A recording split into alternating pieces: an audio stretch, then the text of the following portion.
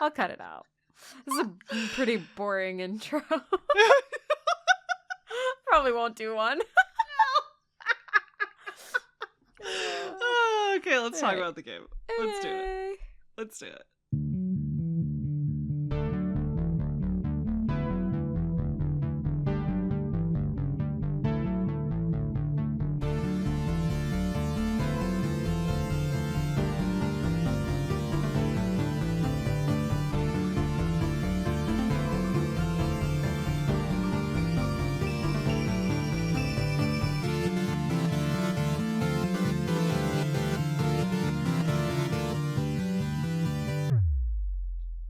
Hi, I'm Bridget. And I'm Maddie. Welcome to Baddy Breakdowns, where we hang out, have fun, and play games all the way to the end. Today we're going to talk about Thank Goodness You're Here. I know last week I said that we were going to do a double feature with Tactical Breach Wizards and Thank Goodness You're Here, but we actually think there's enough to talk about where we're going to split it into 2 episodes. So we'll talk about Tactical Breach Wizards in an episode next week. So there is the update there. We'll give you the breakdown of Thank Goodness You're Here from its creation to its critical reception, and then we'll take you on a deep dive into the game as we share our own experiences and opinions while playing it. We'll close with if we recommend it, who we'd recommend it to, and last but not least, our personal rating. With that, let's slap ass. Yes. Gotta slap ass. You gotta slap ass. Slappa, slappa, slap. Okay. In Thank Goodness You're Here, Thank Goodness You're Here is an absurd comedy slap-former instead of platformer. Great.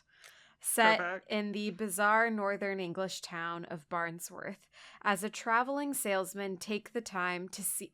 I did not realize it was a traveling salesman until I just read this description. Did you? I think I do that, yeah. Kind of just thought he was like a little guy. Like... He's just a little To be guy. fair, all he is a little guy. He's just a little guy that just travels around. At the very beginning, you're in like a business office and he's like, go work with our business partner. I guess I just didn't, I don't know. Yeah, I thought that was like your character getting fired. He was like, no. Leave my office. Get out of here. No. Okay. It's okay. It's not an important theme. Take the time to see the sights and meet the locals who are very eager to give you a series of increasingly odd jobs. Yeah. That's very sweet, very cute. Yeah. Yeah. How it's made. How it's made. So how it's made for this one, I did actually find like a pretty medium amount because the publisher, Panic, did release like a behind the scenes video on this one. So they did have some content that I snatched from. Mm-hmm. The developer, though, was Cole Supper. And one of the things that I wanted to clarify right out the get-go is when I heard of this game, I heard it as like from the Untitled Goose Game people. Yeah. But this is not really. Like the publisher is the same, but the actual people who created the game are not the yes, they are different. Oh, interesting, because they have like not like similar like. Well, I mean, publishers probably select like the catalog of titles, right, that they're interested in building their brand off of. And when we get to the PAX part, they actually had a booth for this at PAX, not this year, but in like past years. And in the documentary, they even showed the PAX booth, which is kind of fun. But the booth that they have is always a Panic, like the publisher booth. And they have all of their games there in one little area. And I played their other games in that booth quite a few times, like Time Flies is one of the ones they always show. And they all definitely have like a quirkiness to them. Like they're definitely a quirky publisher. So I think that that's consistent. But I just wanted to clarify that at the beginning because I had heard that. So I was like, oh, is this the same people? But no, the developer of Untitled Goose Game was House. And this is Cole Supper. So, okay. Yeah. The co-creators for this game are Will Todd and, I'm so sorry, man, James Carbett is how I'm going to say it. But it's spelled Car-Butt. I think it's Carbett. I don't know. And I feel like since they're comedian and comedic people, they'll appreciate it regardless. That's fine. This game, originally they anticipated it taking 18 months to make. It ended up taking 5, which 5 they months? were all years. 5 years. Okay. Yes. If this took 5 months, that would be insane. But no, 5 years, which is still a lot longer than they had anticipated. But it did take a very long time. That is a long... Why is this always the case? Do they My have day guess- jobs? My guess is, well, like, I didn't actually look it up for this one if they have day jobs, but my guess is that 5 years is about the time that it takes to make a small game with there was not a lot of people on this. No, it was very, very, it was literally very small. like 2 or 3 It was people? those two. They had, I think I saw 3, like, sound designers and then, like, 1 lead animator, and I think she worked with a couple other folks, and then they had voice actors. So there was like a team, but the actual people creating the game itself was very, very small. And then, of course, if it isn't the thing that you're working on full time every hour of the day, it can just take time. So that's what I kind of assume it was, since it was such a small team. But they had made other games. I think this wasn't like their first one. I think there was like one other one that I saw online, but they weren't churning out games all the time. So it makes me think that it's probably not the only thing that they do, you know. Okay.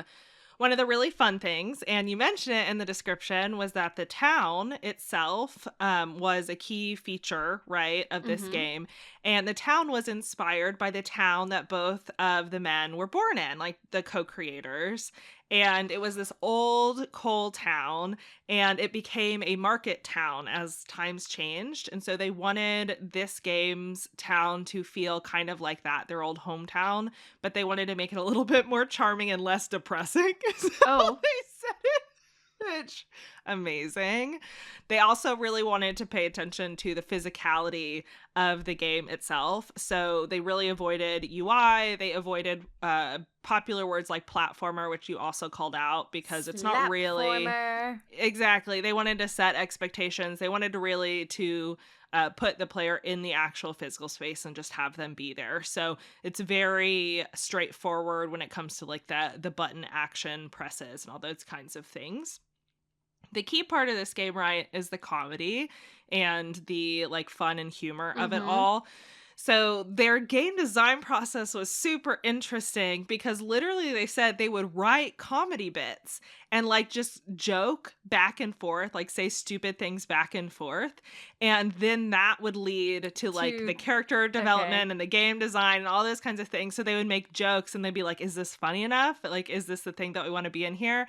And they wanted the world to feel super alive with these jokes. So they didn't want it to be like, here's the one hero joke or whatever, it's better than all the rest. They wanted the world itself to feel like it was just jam-packed with all of these little jokes. So they had to scope down the game a lot.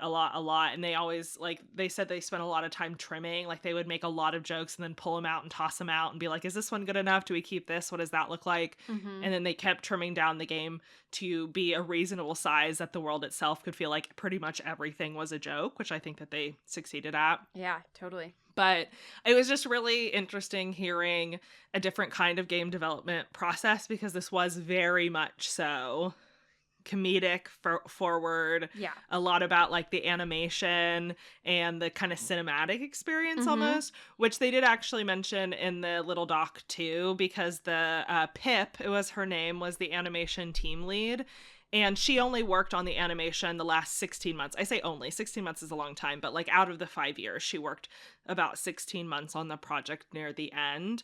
And she had talked about how they would like sit in a room and they would go back and forth making these jokes. And then she'd just be sitting there like sketching it out and trying to get like the animation and the flow and what it feels and looks like. And I thought that was super fun. That is really fun. Yeah, it's just, I don't know. It was just it reminded me of the old doc that I watched on the making of South Park. I don't know if you've ever watched that, but the making of South Park was a really interesting documentary. And it kind of reminded me of that, of people just like pitching and throwing out all of these ideas and then trying to like pick and choose the ones that really hit. And it was really interesting as someone who's trying to like learn a little bit more about comedic writing. It was just interesting seeing the process. The last couple of things that I'll mention, the voice actors. One, the gardener. You remember like the grumpy gardener? Yeah. I guess he wasn't that grumpy. He wasn't but grumpy. The like the gardener. Whatever. Yeah. The gardener. He was voiced by Matt Berry. And I don't know if you've ever watched the IT Crowd. Okay, yes, he was the crazy CEO. Like, not the one who jumps off the building, but like the one that comes in after that, that is continuously sexually harassing Jen, if you Well, remember. because he's also, have you ever watched What We Do in the Shadows? Oh, I knew he was in that, but I have not watched it. So You that haven't wasn't the watched connection I it? made it. No, no, Oh, no, no. it's so good. Yes, I have it technically on my Hulu list. One day. And One he's day in I'll the new watch. Fallout show too. He's the robot. Yes. Yeah, yeah, yeah. But I really, really love him. I think he's really funny. And they talked a little bit about how they would have these sessions with Matt where they would be talking about the kind, like how they wanted the joke to land. And one of the co-creators was talking about how they'd be sitting in this room and talking about how they wanted the joke to sound. And Matt Berry would say it a certain way and they'd be like, no, a different way. And he's like, well, tell me how to do it. And so he'd have to like mimic Matt Berry's voice back to Matt Berry as he was trying to like say this line in a really stupid way. And they said it was just a really wild kind of creative process to Yeah. have with somebody who was so good at their job. The other main voice actress that they had in this game, because the two co-creators also did a lot of voices, they said that they wanted some women voices in there as well, because they realized that with them being the primary voice people, because, you know, they're the two building the game, that they wanted to hire on a woman so that they could obviously have like the females in the game be voiced as well. The woman that they hired was named M, and they found on social media, and I think she voiced like every woman in the game. I cannot tell you if that's actually true or not, but in the documentary, she just sit there, she kept listing them. She listed so many of all the different voices she did, and I was like, are those all of the people, like the women that had voices? I don't know, I can't tell.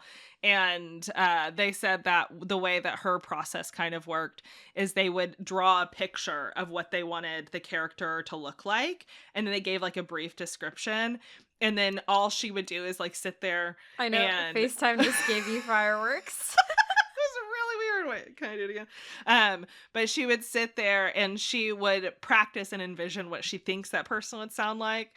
And that was fun to see the process too, just because so much of it was free form, you That know, sounds just really people fun. kind of I want to winging watch it now. Yeah, it was a pretty fun documentary. And I think maybe the second to last thing, it was made in Unity, so we like to take that off when we know it. The last bit is the music.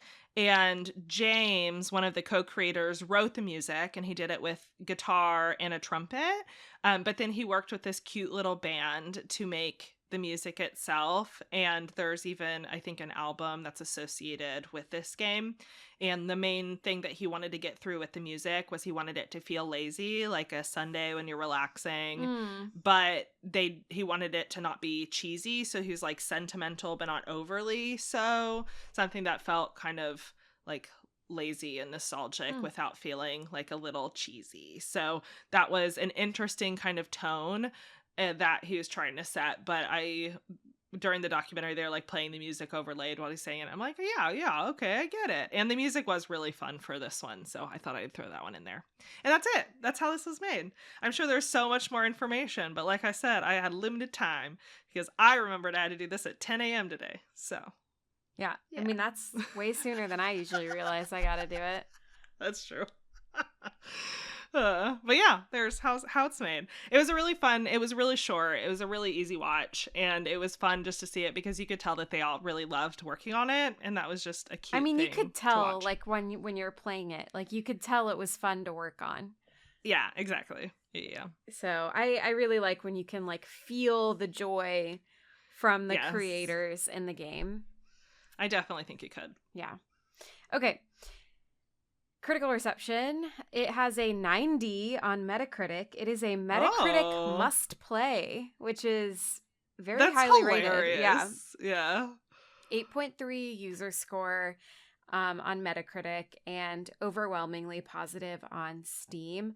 A lot of the common positives were just really funny, really weird, really unique, very fast-paced, like in a good way, and just like really nice, like not nice, like very good and dense animation. That's like one of the things that people were talking about was like, to your point, like it's like jam-packed. Like the environment is just jam-packed with things, and the animation is just very dense and rich, the world that they built. And another one that I was reading about was that a lot of people from Northern England especially just really felt like it spoke to their sense of humor, That's their nice. culture, which I also thought was funny because like when you jump into the game, it's like it asks you if you're from there, and then you could say, I totally forgot. Yeah. and then you could say, well, I played this game this morning. That's what I did with my morning. So it's like, are you from there? And then you could say like A or whatever the like northern dialogue is, or it's like, what?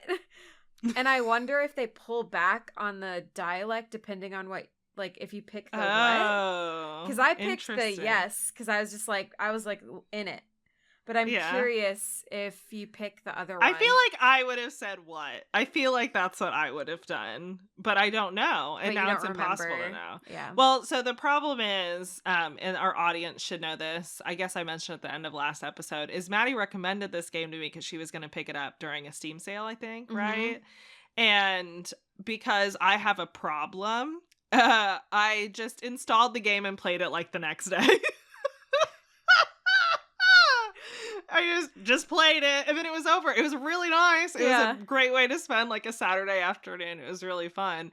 But because of that, it was before we decided to play it on the podcast. So your girl is winging it with what she remembers. But this game I feel like was pretty straightforward. Yeah. So I think it'll be fine. Yeah. But I do not remember what I selected off of that because I did not write it down. Yeah. That's fine. Yeah. Okay. The negatives, sense of humor, not for everyone. There's like a few complaints that were just like, don't think it's funny, but sure. That's kind of a thing with comedy, I mean, right? Humor isn't universal. Yeah. And then another person was like not innovative with the gameplay and like, okay. Like, I don't think that's the point. I don't think that it needs to Slapping butts. And then the last one that I saw a couple people point out was that it was not a $20 game. Like $20 is maybe a little bit too much for a 3-hour game. But I kind of disagree. Short. And I saw a few other comments that were like, if you're spending $15 to $20 at the movies for like a 3-hour experience, like it's kind of the same thing. And then it's also just people were talking about how it's so dense. Like it's not 3 hours of walking around and like wasting your time. It's like every single moment is an active 3 moment. Dense hours so that it felt more worth it.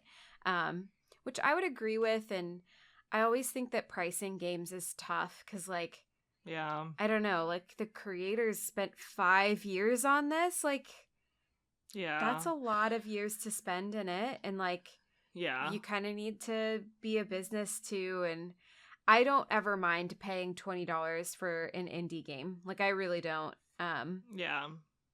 Like a good one. I think like a good indie game, you know?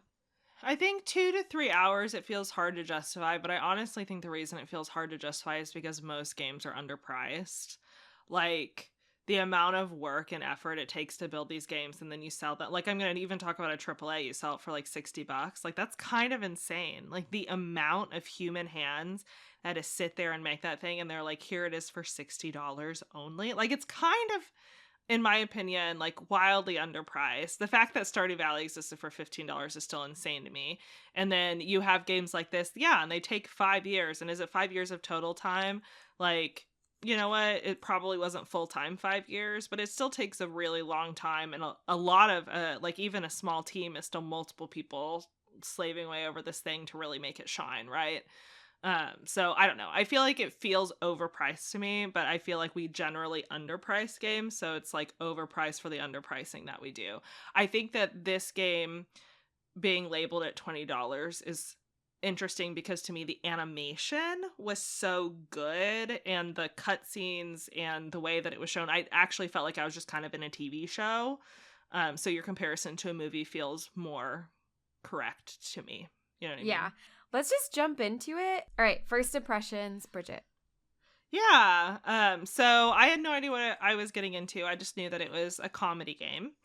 And I think right off the bat, I was really impressed right away with the animation and the art. It's very like cartoony style, but it was like the opening is also very fun, and that the way that you decide to leave your boss's office because you like can't reach the doorknob is by just jumping. Like you throw a barrel out the window Yeah. and then you jump through it. And it was just like stupid. It was so stupid. I'm Yeah. so sorry. It was so stupid, but in a really delightful and fun Yeah. way.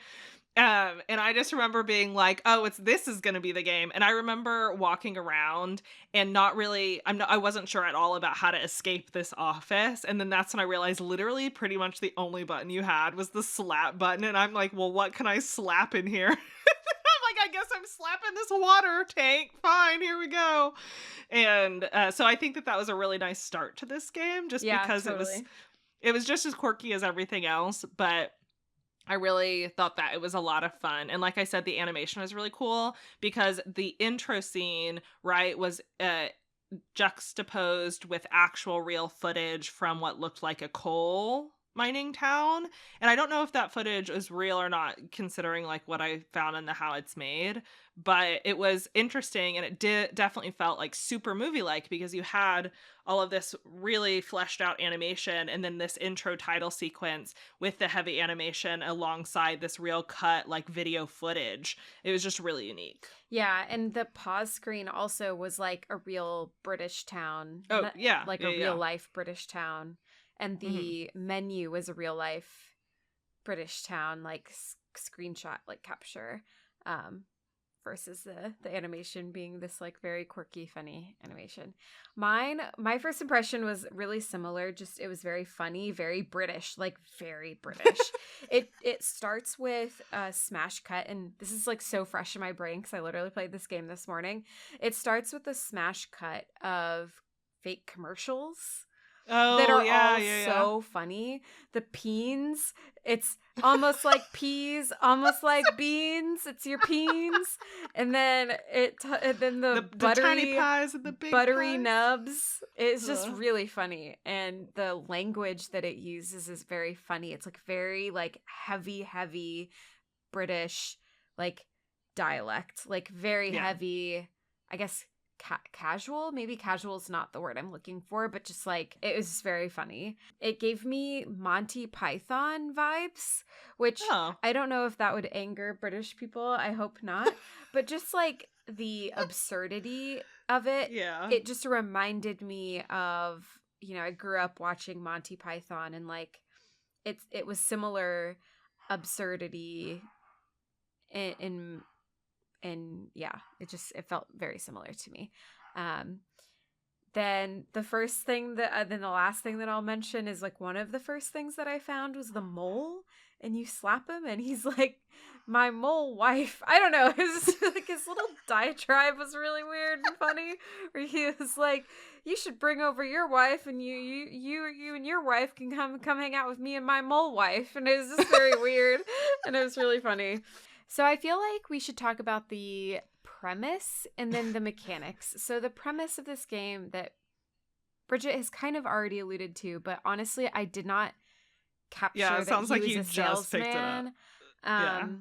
I thought you were just a guy that was like walking around town and helping.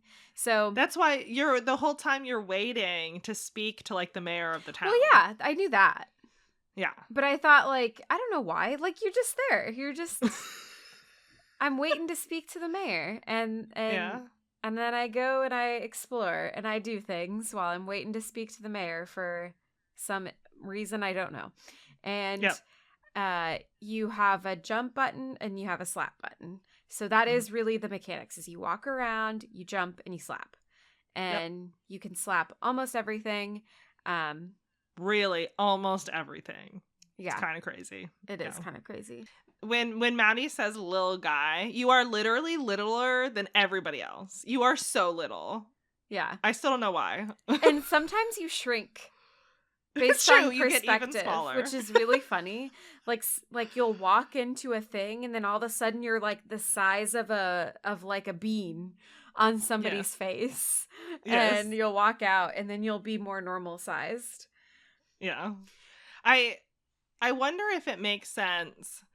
So, like, the larger premise, right, is that you slap people, but, like, the flow of the game might be interesting to talk about. The flow of the game is you walk around and you're Yeah. stumbling upon different scenes. And like they said, they Right. jam-packed it with jokes. You're stumbling Literally upon were. different scenes. Like one of the first things that you stumble upon is a man with his arm stuck in a grate. And he's like, I need something to help get my arm out. Like, I need a lubricant. To the game's title, they say, thank goodness you're here. And then they ask you, like, to do something for them. Yes. And, like, what was interesting to me about the flow, and I'm kind of curious since you played it recently and if you felt this way at all, but the flow is like there are these little vignettes, that's the word, like these little vignettes of the different areas of town, and the way that you travel between these different areas is for the most part like kind of linear, or at least it feels linear. Like, to Maddie's point, you got a guy stuck in a grate, and the way that you get out of this first area is by like going down the hole eventually after you get him unstuck, and that takes you to the second area. But you don't like leave that area and never come back. It's kind of this cycle where you kind of go in a circle almost all between these different areas. And what I was curious about is there was one time where I ended up in an area of town, and I hadn't explored everywhere yet, but I went to like the butcher shop or something, and I ended up in the place that took me to the next place without having explored everything in that whole little area. That happened to me too, with the butcher shop. And I couldn't tell if that meant I like missed things or if it was intentional and you were just supposed to go. And so I couldn't figure out if it was actually possible to miss chunks of stuff, or if you missed it, if they would make you go all the way through the path again to get back to where you were to be able to get it. But I don't know. I couldn't figure out. I think I definitely missed something because that same thing happened to me. And that's when I created the weird meat dog for the lady. Yes. But I had not talked to the lady yet. Oh, interesting. I just gave her a meat dog and I hadn't even talked to her yet. Because I was just, doing the butcher shop, and that was like the first thing that I went into. I'm assuming that it's okay, but I do think I missed a setup. Yeah. For sure. That's what I had wondered, is because it's both linear and freeform, and like a really interesting combination. And so I couldn't tell. The tasks are kind of linear, but it's an open world, so you can have multiple linear tasks happening at once. Yes. And then sometimes it can get like mixed up. Yeah. And so that was the one thing about the traversal that I couldn't figure out if I was missing stuff. And since it's so jam-packed, I was having a lot of fun exploring every single nook and cranny. Yes. And I was really upset when I thought that I might have missed something, because there was just so much fun literally everywhere that I was sad if I thought that I had missed it, which I feel like is more of a positive than a negative. Yeah. Because I was having so much fun exploring. Yeah. Do you want to talk about like the weirdest parts, like for you, like what you thought was the weirdest part? There's a lot of weird stuff. You go first. I feel like I've been talking a lot. I'm sorry. No, you're good. The meat dog. What the heck? The heck is this meat dog for this lady? I thought the meat dog was fun. It's a literal wiener dog. I just love it. But it's huge and it's like splooches. It like squishes and she draws a face on it. And she's like, I have my puppy. Like, it's so weird and awesome. Like, it's amazing. I do really like it. I was going to say, I think the weirdest one is actually the guy in the bed. Like, right? But that was weird in like a weird way. Like, you find a guy in a bed and he needs help going grocery shopping, and apparently he just has infinitely long arms. So as you explore to go get his stuff, his giant arm is like following you to help you shop. It's so weird. And then at the end when they check out, he like the one hand checks out with the other hand being like the cashier. I'm just like, what world is this? What is happening right now? I think that was the weirdest one. Yeah, that one was good too. And then at the very, very end, you like push soup into. Yes, you're like pushing soup into his face. Yes. I know my favorite interaction, and if this isn't your favorite, well, okay, maybe because it was depressing, but like as a part of the game, like I said, you're like, there's these vignettes, but you flow through them in the same order each time. And so there's this one part of the vignette where you're going from one scene to a different scene, and you do that by jumping up a pole. Where some guy's like pushing what is it? Sausages through a hole. So you get this really weird lead up where there's just this guy in a hole through the fence. And he pushes it through and goes, "Oh, I dropped it. I'll get you another one." And he pushes it and he's like, "Oh, I dropped it." And then you climb up this pole to this lady who's at a chimney, and she shoves you down the chimney, and you tumble out into this poor man's living room. You've covered him in ash. Ash is, and he's like, whoa, and the first time he's kind of like, haha, all right, this is a little weird. And then the next time that you go through the chimney, there's like this whole little scene where he's finally finished cleaning, and then you come down and ruin it again, and then he's like, oh. Like, it's slowly over time, every time you go through his thing, he just gets more sad and angry and depressed. And like at some point he didn't even clean, I don't think. Doesn't he just sit there in the like mess, and he's like about to start cleaning, and then he goes whoosh again. Oh yeah. God. That was what I looked forward to the most, because I was so devastated for this poor man, and I knew every single time going through it that I was gonna hurt him more. Well, and the first time too, he's like, oh, like, get yourself some breakfast on the way out. Like, he's super friendly. Yeah, super nice. And at the end, he's so mad and so sad. Yeah, that is funny. That one's my favorite one. Yeah, that's a good one.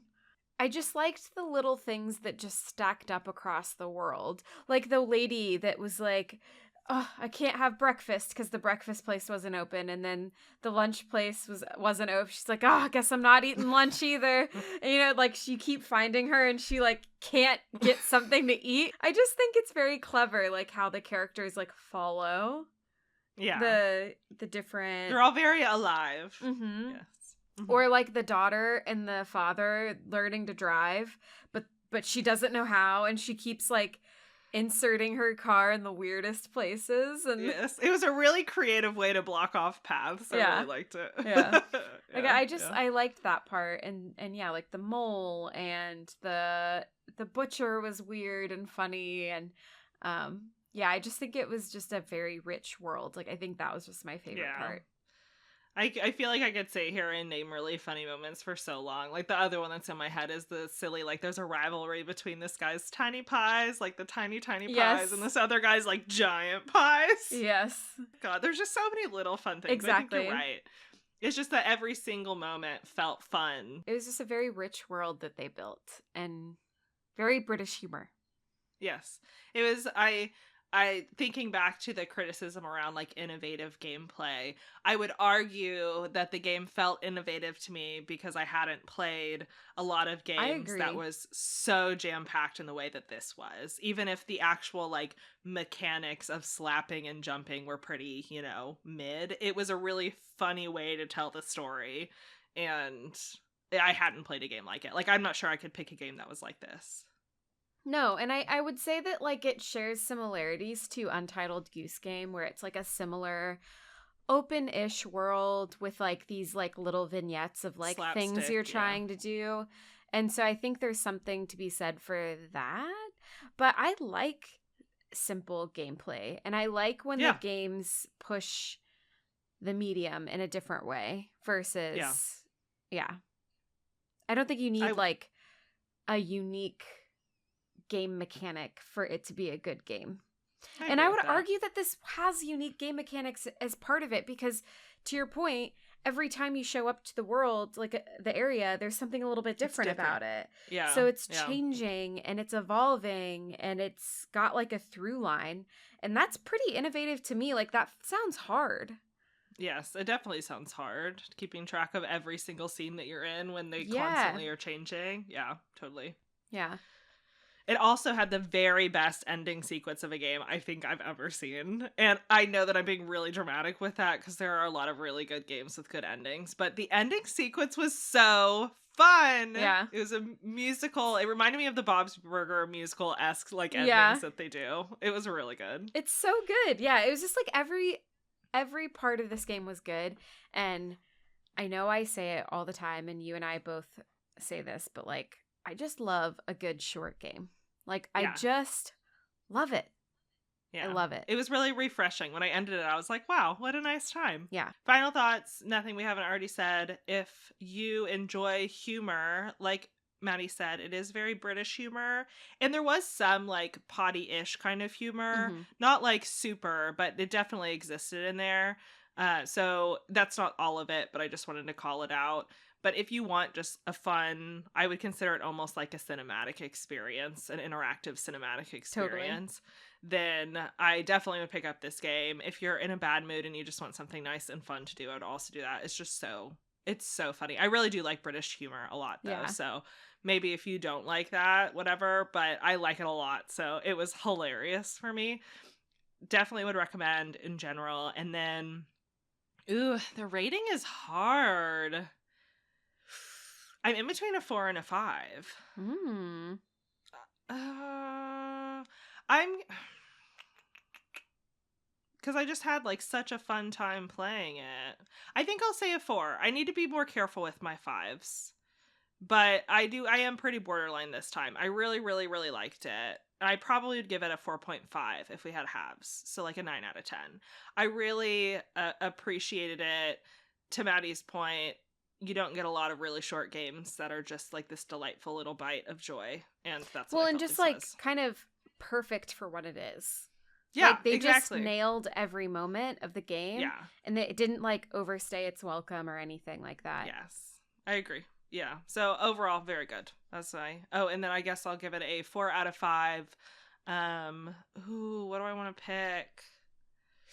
There's so many weird things in this game. What do I pick? I'll do. Am I just allowed to do pies? I'll do pies. I'll do tiny pies. 4 out of 5 tiny pies. I love it. I also really liked this game. I thought it was very clever. I thought it was very fun. And I thought it was very approachable. Like, anybody could pick it up and play it. Also, shout out to my dad who also played this. So, hi, cute. Dad. He Hi, was Baddy's like dad. Excited because it's the first game that he's finished before we did our podcast about the game. That's so cute. Yes, it's very fun.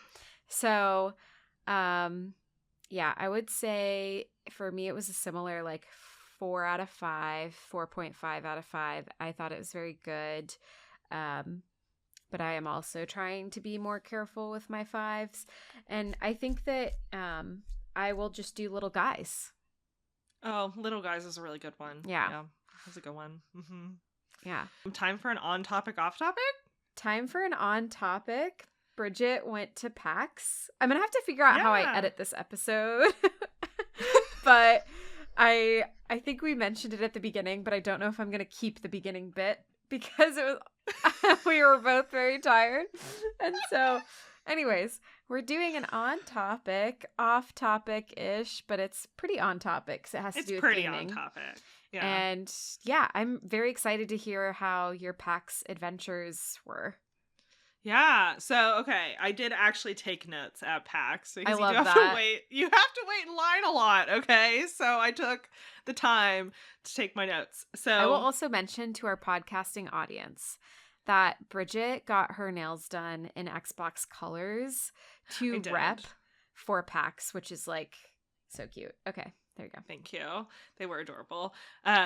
If you haven't been to PAX before, I guess like a quick high level of just what it is. It's a gaming convention, but it's not just video games. It's also board games and D&D. I'm really only going to talk about the video game portion today. But if you are fans of either one of those, PAX is really fun to attend. And it's like a whole 4 days. I only went 2 this year out of the 4, but it was really crowded this year, so I probably could have done with going on a Friday. Anyway, so the way that it's set up is you have a ton of different booths literally everywhere, from AAAs down to literally one-man bands, solo indie devs. And those are usually my favorite booths, if I'm being really honest. So I had a couple of games that I wanted to call out as ones that I am really looking forward to after playing. And then I had one talk that I went to that I wanted to talk about a little bit because it's a game that we're going to play. Ooh. So I'm really excited. Yes. So games that I really enjoyed. So the PAX Rising is an area that has a bunch of indies that are supposed to be really highly rated. And there was a game there called Desktop Explorer, which was, I don't know if you've played Pony Island, but Not it yet. was it's on my list. Okay, I won't spoil too much then, but it was a puzzle game, much more puzzly than Pony Island, but a puzzle game inside of like an old Windows 95 desktop environment. It's kind of, is it like giving vibes of our website? Yeah, actually, yes. And then it slowly devolved into super, super creepiness. I like that. It was just really fun. And the guy that was at the booth that was sitting here talking to us, that was one of the developers on it, was just so friendly and nice. I love meeting the people actually making it. And he was so excited we were there. And Chris was like, we love puzzles. We make puzzles. And he's like, I want puzzle friends. I don't know. It was really cute. Aww. So that was Desktop Explorers. I played the demo. The other one that I saw that I liked was called Control Alt Deal, which was... Yes, it was. And none of these games that I am listing are out yet. They're all coming out. So just as a heads up. Do they have like Steam pages or anything? Some of them do and some of them don't. It just kind of depends on where they are in the development. But most of the people are there to get wish lists. So most of them do have at least a page. Control Alt Deal, you're like an AI and you don't have control over anything except for the office and like eavesdropping on people. And so you had to go to different areas and like cause chaos in order to get the objective that you wanted. Oh, cool. And it was just a really cute little style of game. This looks like Tactical Breach Wizards almost? It had very different gameplay. Very different gameplay. Okay, I'm looking at the screenshot of the rooms. Yes, it was the same like top down, like isometric. Yes, but the gameplay was super different. Okay. But that one I really liked, and it's also very like bright and neon-y, which I really like. Pretty. I'm a big fan of that aesthetic. There was also, I didn't get the name of it, but it was like an Untitled Goose Game but a crow. But I felt like kind of mid about it because it didn't feel like it was as delightful as Untitled Goose Game. I looked at it, so I never actually wrote down the name of it. Just crow things. Yeah, I think that was right. Just crow. It looked okay. If you were a super big fan, if you were a super big fan of Untitled Goose Game, then it would probably be enjoyable. But anyway, so those were the games out of PAX Rising that I really liked. And then they have this thing called Indie Mega Booth. But Indie Mega Booth didn't really exist this year. It was way smaller than normal. And so there weren't like actually a ton of games there to play. One of the games that I really, really liked was, oh crap, did I write down? I think it was like Home Away or Away Home. But it was really cool because it was like a JRPG, but the battle of it was like a rhythm game. And this thing made my heart race more than anything else because I'm sitting there and apparently when they had created their demo for this game, they had taken out a huge chunk of like the leveling up part you do between like the intro and then the first boss because they wanted to move people along, through the game for PAX so that people weren't sitting there for like 30 minutes. But because you didn't get the leveling up experience by the time you got to the first boss, it was way overpowered for what you had. So you had to pretty much rely on just your ability to hit like these rhythm notes as fast as possible, which was pretty hard to do because you had no bonuses. Yeah. And I was one hit away from beating it. And I'm over there and I'm like going, da, da, da, da, da. And I'm like really into it. Like, you're going to have to edit that to make it less loud. But I was like so into this fucking game. And I'm over there and I'm like heavy breathing. And I'm like dying, and then I was one hit away and I pressed the wrong button and then I died. No. And even the guy behind me was like, oh my god, you almost beat it. And so like he was really excited for me and I just had a heck of a good time. And that game I could tell was pretty early, but I think it's Away Home. I did write it down. Away From Home. Away From Home. Okay, perfect. Thank you. And that one I'm super excited to pick up. I think they mentioned that there would be like a demo in October or so I'll probably pick up and see how it goes. But that one was definitely one that made my heart race. And then last one I'll say for you, actually no, two more. One is just really short, Unpacking, but wood blocks. Ooh. It's called Would Do, like wood and with an extra O at the end. It was super cozy, super fun, and the art graphics were very 3D. Oh, this looks so cute. Oh my yeah, gosh. It was really cute. I really liked that one. But the gameplay is pretty much unpacking, only it's a little bit more puzzly because each of the blocks that you're putting in place move in 3D space based on how you're looking at the angle. So you can kind of guess what goes where based on how the angles change as you move your view. So it was kind of a fun little extra puzzle element on top of unpacking, but it didn't make it more stressful. It's still very cozy. Yeah. Okay. And then last one for you, Maddie, because it looked like a Hades clone. And I'm so sorry, the creators of this game, because it looked like a Hades clone. It's called Echoes of Mistralia. Literally the UI, the font, the character art, the icons, literally everything looked exactly like Hades. That when I looked at it, I thought it was made like a sequel. Like I thought it was a sequel. And the gameplay was a little different. Chris played it, and the gameplay, he said, was super, super fun. So nice. He really liked that aspect of it. I didn't actually play this one. I just watched him play it because the lines were long. But the UI itself, it just looked exactly like Hades, and it was crazy to me. If you load it up, I want to hear your take because I know you're a big Hades fan. Yeah. No, I'm looking at it. It looks like but there's more. It's like more magic-y. Yes, yeah, it's more magic-y. Different setting, not Greek. Yeah, not Greek mythology. Yeah. Yes, but like style, it looks pretty similar. The style, yes. There was even parts where I was like, oh, is that just the same? Like the font, like the health bar at the bottom. I'm like, is that font the same? I can't tell. But regardless of like the very closeness. Style. Yeah, it's a very beautiful style. Yeah. And Chris said that the gameplay itself was really fun and interesting. So I'll be interested to see that one when it comes out. And I thought I'd throw it out there since I know you like Hades so much. Yeah. Oh, okay. So those are definitely like my top favorites. I will say there were like a ton of anime games at PAX this year, which aren't my favorite. No, because like they're like the Genshin art style. Yeah, every single thing looks the same, so it was really hard to parse them apart. Yeah. In general, like I would go and I'd be like, oh, is that? I saw at least 2 booths, and I was like, oh, are those by the Genshin people? And Chris is like, no. It's a similar art style. Yeah. It's just literally like it's just the same art, so it's hard to map it in my head. There was a lot of that this year. But I really did enjoy the small games that I found. And other than that, I have my one little talk. So I'll give some details on it, which is it was a sneak peek at the next Life is Strange. Oh, fun. Yes, which I was telling Maddie we have to play when it comes out. So it's coming out on our list. Mm-hmm. Yes, end of October. So you'll probably get it from us in November. But it was fun because it was about an hour, maybe 45-ish minutes of gameplay. And while they played, they talked through like the creation of it, like different fun facts of like how it was made.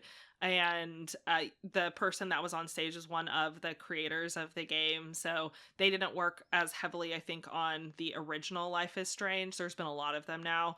But he was, I don't know, you could tell that he was really excited about the game. Like as he talked about it, it was really cute. But the talk, because it was overlaid on the play, I was really excited to see a couple of different things. So I know you're unfamiliar with Life is Strange, Maddie, and I'm so excited for you to play it, and I'm going to watch you play it because it's a choices matter game. Yeah. And the way, if you're unfamiliar, folks listening with Life is Strange, what will happen when you do things in the game, sometimes just like ridiculously small things like watering a plant, you'll get a little thing that pops up on your screen, and it'll be like, your game's gonna change because you did that, and you're like it's like so many different elements in the game do that, and you can never tell like what's gonna do it and when. And then there are really big moments in the game where it'll be like really dramatic and serious, and you'll have 2 choices and you get one shot, there's no going back. And after you make that choice, your game outcomes change because of the choices that you made. And I'm talking like big changes. They are big changes.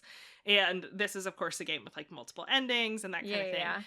So, and I need to play through again anyway, because of course I only have one path and I'd like to see the other path. But the choices matter, like a really big showcase of it. The gameplay is also, the first one was really fun because it's very like timey-wimey.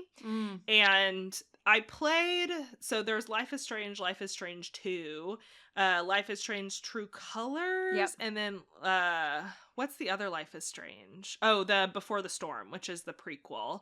And then this new one that is coming out, Double Exposure, I think. Yeah. And the first game has Max as the main character, but she's only the main character for the first game. And she shows up again in Before the Storm as kind of a secondary character to Chloe, who's also one of the main characters in the first game. And then Max hasn't been the main character for the rest of them. So really only the first game was her game. And she's back as the main character for this one, which is really interesting when you think about the endings of the first game, but I will not spoil it for you, Maddie, because I'm so excited for you to get there. But what I was really hoping to see from this game is that it was back to the timey-wimey, like, powers that she had, and, like, I wanted to see how they advanced it. And the way that they advanced it was so cool. It was like there were 2 different timelines. Oh, nice. And so what you were doing is you were hopping in back and forth between the timelines, and then like taking things back with you and changing things around. Oh. And so like you would do a thing in one timeline, it would move and change the other one. Like, it was really fun. And it was exactly like the kind of thing that I was hoping to have, because I really like the time focus that they had with that skill set in the first game. And to see them take it into like the parallel timeline stuff, you know how much I love parallel timelines. So it was like, it's like I think the timelines they had were like future timeline and past timeline between like the main. One of the characters apparently dies. That's the crux of what you're trying to do. And so the timelines are split between what happened before that person died and what happened after. It was a really fun concept. And I was really hoping to see choices mattering again. I was like, if they don't include that, is this even worth it? And it was really fun because you're going through the whole little talk as they're talking over it. And then finally the little like choices matter things pop up and everyone in the audience goes, oh! Yeah, like it was like a thing everybody was waiting for. That's nice. Yeah. So that was really fun. Some of the things that they had mentioned about it was that they're anticipating this one to be darker than the first one, which is kind of crazy because the first one was pretty dark. And they also mentioned that depending on your ending of the first one, you might have different interactions in this game, which I if you think have it's a save available on your... I can't tell. They didn't say whether it was the save or whether it was like questions, you know, like that talking to another character asked. I don't know, but they did say that depending on what that ending was, you could see different things in this one. Cool. Yeah, which I'm really excited to see. That'll be a really fun duo for us to play. Yeah, I think it'll be really fun. And then the other thing that I'll mention for everybody else who's listening and for you, Maddie, is they did say that you don't have to play like every single Life is Strange game to play this one and understand and enjoy it. They're like, we don't think that you really have homework other than just, you know, the first one if you want to understand who Max is and what her history is, right? And so I think that we can get away with just doing the first one and then this one, but I'll probably play Before the Storm at some point in between these because after playing the second one, I dropped off a little bit because I just wasn't as interested in the power mechanics that they had for that one. Like, not power mechanics, but like the superpowers mechanics that they had in that one. All of the characters were really delightful. So I'm really looking forward to this one because it was exactly what I was looking for. And I was really excited to see it. And overall, I am way more pumped about it than I was before. And now I have a little pin that has Max on it going like, whoosh, cute, with their little superpowers. So I'm excited. It was a really fun talk. Really enjoyed it. I'm excited really to fun. see it. Yeah. Okay, I'll have to go to PAX next year, maybe. I haven't been to... come hang out. I haven't been to one yet. I haven't you been can come to with a me. Gaming conference, Yeah, Sad. Chris and his brother always hang out, and at some point I always end up on my own because they wait in line for Gris games I don't want to play. Like what? Like what category? Like the... Let's see. What did they waited in line for a Capcom like fighter zombie game this time. There at some point I remember last year they waited in line for an actual fighter, you know, like the whatchamacallits. And I'm just not about those. And those lines either. The lines for the big AAAs like that are always like at least 45 Super minutes. Long. Yeah, the Nintendo booth did have the new Zelda there for people to play before it's released, but the line was like 4 hours, and I was like, I don't. Well, no. No. Yeah, I don't want to do that. And so I thought about going back on Monday to wait in the line because it would be way shorter, but I was really tired and my feet hurt, so I didn't do it. But yeah, so if you want to come, it's fun. I really enjoyed it. It's definitely getting more like packed the last few years after But COVID. that's kind We're of a pretty nice chill. thing, though, because it means like it's more. It's nice, yeah. It's more back sustainable. to being more like, I don't know, like an event, like a. Yeah, I agree. Yeah. But no, so it was really fun. I enjoyed it. I hope you're gonna go next year. But now I have a whole little list of games to play, and I'm excited because none of them are out yet, so I have to wait. But that's fine. Cute. Okay. Yeah. Well, that was really fun. Yeah. Shall we close? Close out? Shall we close out? Okay. Yeah. Thank you for listening to our podcast. If you liked it, don't forget to subscribe and rate it. You can find us on Instagram, TikTok, and YouTube at Baddy Breakdowns, and visit our website, baddybreakdowns.com, made by Bridget. The podcast art was done by Tanisha Vernikar, and it was edited by me, Maddie, and I also made our theme music. Join us next time to hear us two baddies break down Tactical Breach Wizards. Woo! Okay. All right. Thanks, y'all. Bye.